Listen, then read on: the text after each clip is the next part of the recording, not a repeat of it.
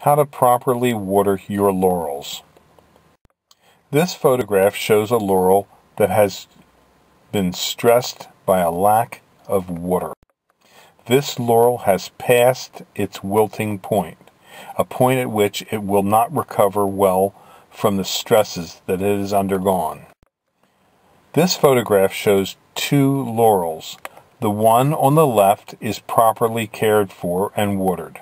The one on the right is showing stress signs that it needs to be watered. The first signs of stress in a laurel is usually a wilting of the lower foliage. Notice the colors between the two laurels are almost identical.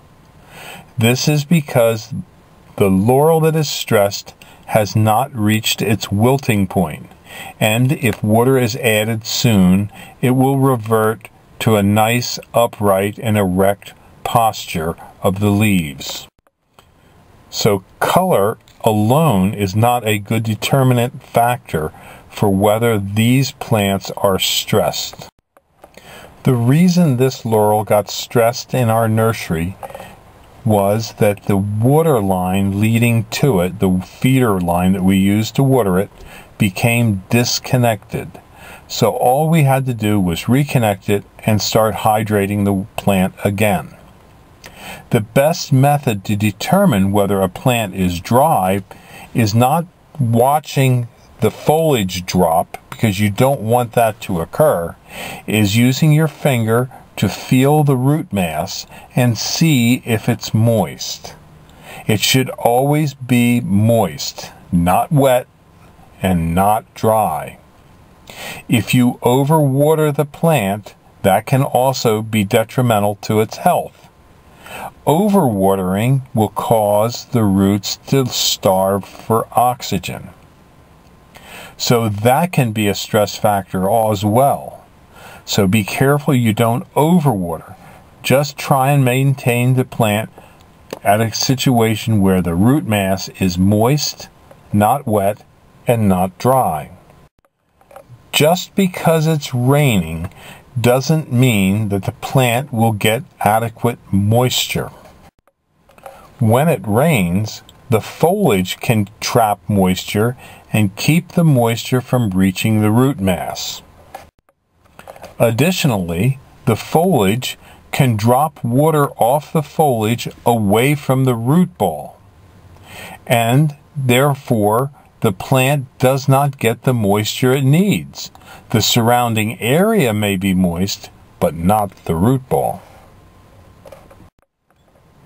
A few months after a plant has been transplanted, it should be growing new roots. As it grows new roots and new roots are put into the surrounding soils, your watering and monitoring of the watering needs for the plant will go down. But don't forget, plants can even dry out in the winter. So the first year after transplanting a laurel, make sure that the plant stays moist during cold weather as well. The best idea for how to do that is this.